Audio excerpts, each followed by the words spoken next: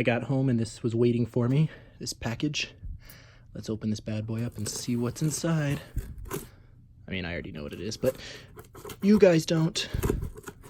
Actually, by the title of the video, I guess you do know what it is, but anyway, let's pretend you don't.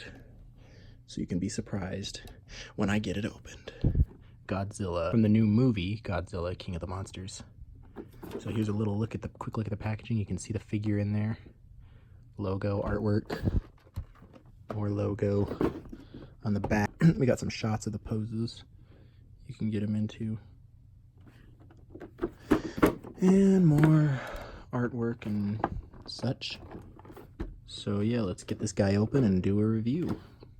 Alright, so we've got him out of the packaging. And this is the King of the Monsters, Godzilla himself. But, gotta be honest, I bought this online,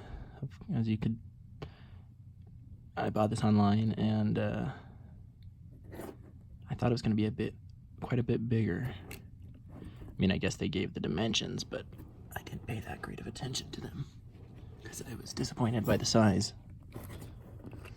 But anyway, let's get into the figure as a whole. He looks like Godzilla, so they nailed that. He's got a decent amount of articulation too for a big monster like he is. I think the head is my favorite point of articulation. Get that close there for you. You can really move it around there. His jaw opens to a good amount. So good range of motion for his head. He's got a hinge up here that moves a little bit, a little swivelly. Got another one at the waist, but due to his big spines, he doesn't get a lot of movement out of there. You can kind of twist him a little bit, but you aren't gonna get a whole ton of motion. The arms, they can turn all the way around, and they've got elbow bendies, and the wrist swivel. So you can move his arms around a little bit there. You can have him fold his hands there reverently. No, just kidding. His legs, they move like such.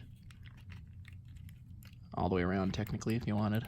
Well, yep, all the way around. And they can get a good range of motion out. His knees bend. And his foot pops off if you're not careful. But a easy fix. It goes right back. Oh, well, it did go in. There you go, foot goes in.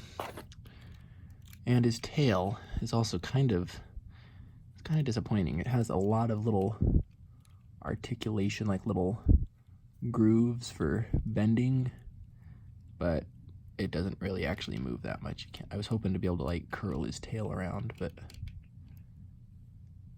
you can't really do that. I was hoping you'd be able to move his tail a little more, like get some more, well, I guess right there you can kind of get it curved a little bit to the side.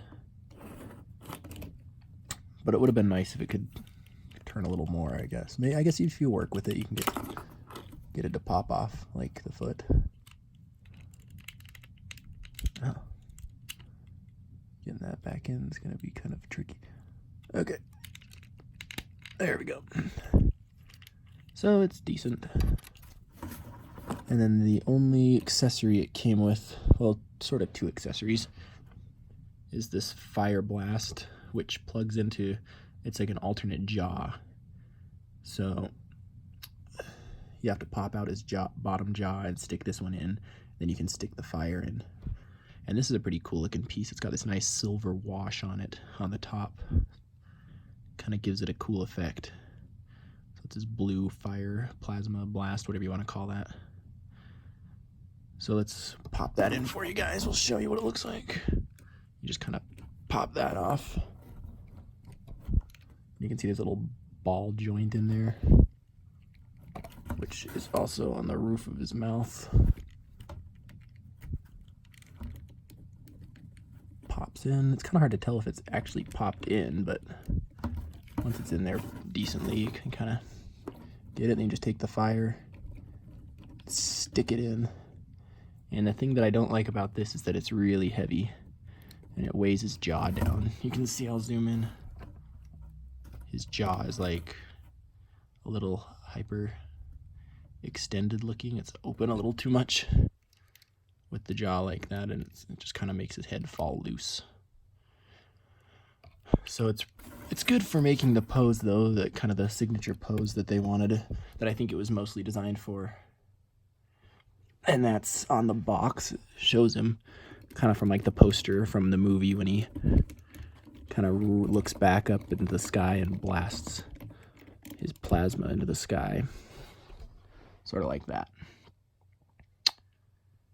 So that's kind of that. That's pretty much the gist of this figure. He looks good, has some good movement, but kind of disappointing overall. If you're gonna get a Godzilla, you might as well just go for the NECA 12-inch one, or is it 6-inch? I think it's 6-inch. I don't. That one's a bit better price. This is the SH Monsterarts, which is a little more premium, but I'd say that price-wise, it'd probably be better off to go with the NECA. So yeah, there's my review of the SH Monsterarts 2019 Godzilla King of the Monsters. Hope you enjoyed.